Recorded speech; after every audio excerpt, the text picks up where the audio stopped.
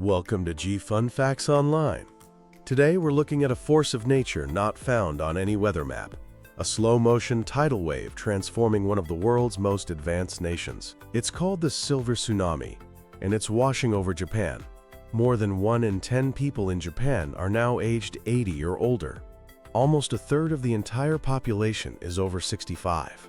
This isn't a statistical curiosity. It's a demographic reality that is actively reshaping Japan's economy, its industries, and its culture, making the nation a living laboratory for a future many of us will soon face. So how did Japan become the world's most aged society? The journey began after the Second World War. A brief baby boom was followed by a sustained period of very low fertility rates, far below the 2.1 children per woman needed to keep a population stable. Combine that with incredible advancements in healthcare and a national lifestyle that produces one of the highest life expectancies on the planet, and you get a population pyramid that's becoming dangerously top-heavy. As of today, nearly 30% of Japan's population is over 65, and that number is projected to hit 35% by the year 2040. The number of people living past 100 is rising steadily.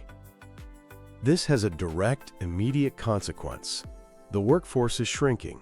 The number of people aged between 15 and 64, the engine room of any economy, is in freefall. It's expected to plummet by about 20% between 2017 and 2040. This isn't just a number. It means Japan could be short a staggering 11 million workers by 2040. This creates what economists call a soaring dependency ratio. Think of it as the number of dependents, both young and old, that each working-age person has to support. In 2015, that ratio was about 65 dependents for every 100 workers. By 2065, it's projected to be almost 95 dependents for every 100 workers. A smaller pool of workers has to support a much larger number of non-working people, and that puts immense, almost unbearable strain on the Social Security system. The national debt, already the highest among developed nations, looms large as pension and healthcare costs explode while the tax base of active workers shrinks. Prime Minister Fumio Kishida put it bluntly, stating Japan is on the cusp of whether it can maintain its societal functions. The economic tremors from this demographic shift are shaking every part of Japan's economy. The most obvious is the labor void. It's a crisis that spans across all sectors. Physically demanding industries like manufacturing, construction, and agriculture are feeling it most acutely. The construction industry, for example, is facing a severe worker crunch, which stalls vital infrastructure projects, especially in rural areas that are depopulating at an alarming rate. Japan's agricultural sector is now overwhelmingly dependent on farmers over the age of 65, which raises serious questions about the future of the nation's food supply.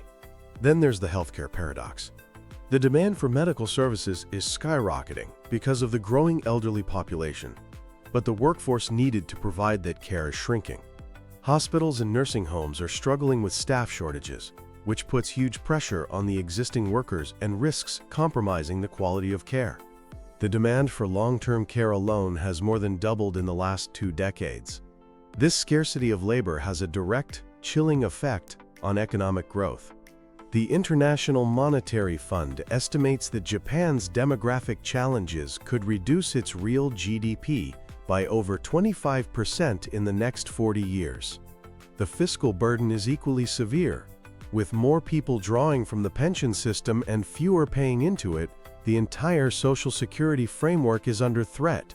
Healthcare costs are ballooning. Projections show that to cover the additional costs by 2050, the total labor tax burden would need to increase significantly.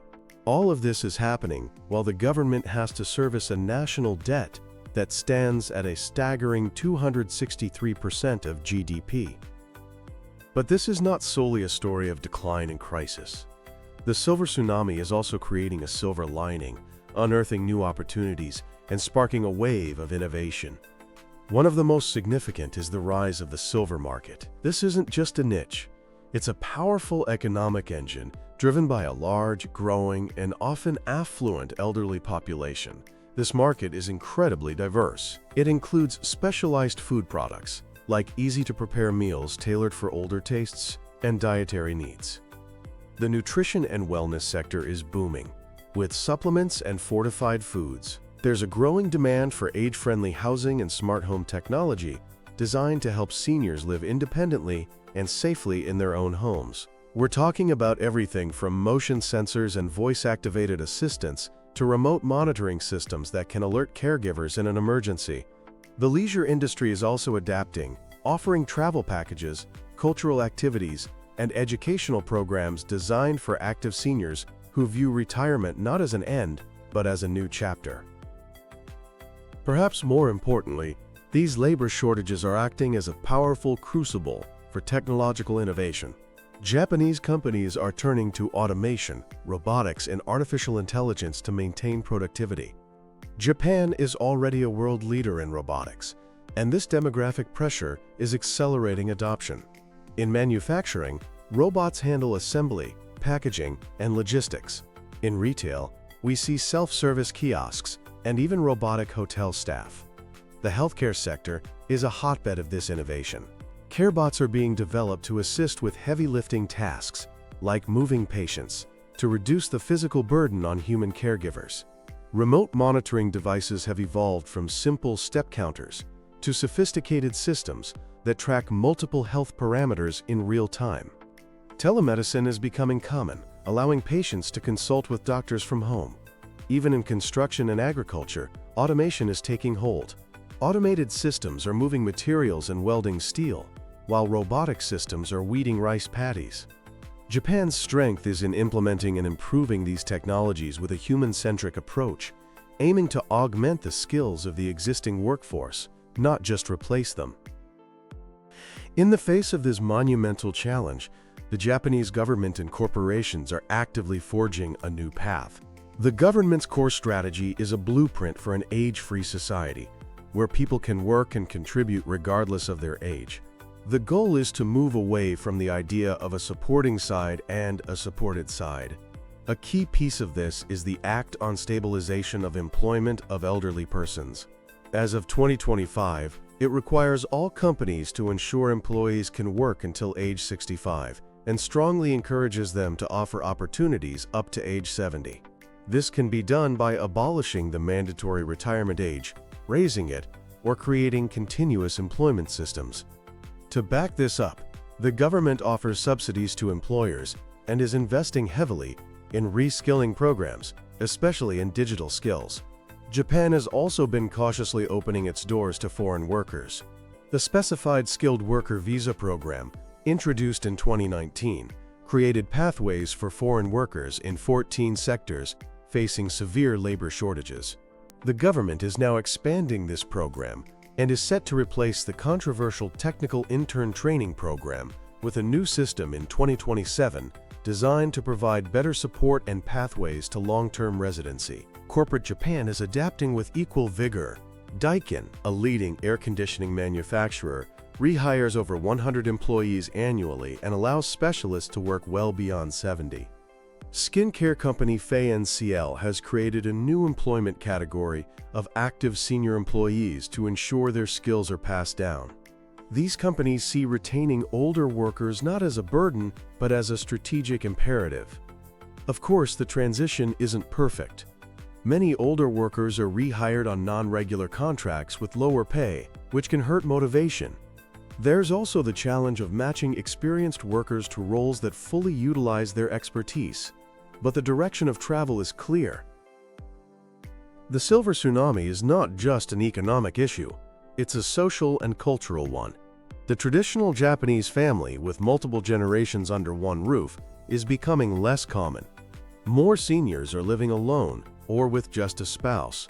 This shifts the burden of care from the family to the community and the state. But it's also redefining relationships. Instead of a generational contract, we're seeing more intergenerational cooperation. In the workplace, age-diverse teams are creating new opportunities for mentorship. In communities, gathering salons run by local volunteers provide spaces for seniors to socialize, preventing isolation and improving well-being. Japan's experience is a harbinger of global trends. Most developed nations, and even some developing ones, are on a similar demographic trajectory. The challenges of labor shortages and strained social security systems are coming for everyone. Japan is the world's testing ground for the policies, technologies, and social adaptations that will be needed.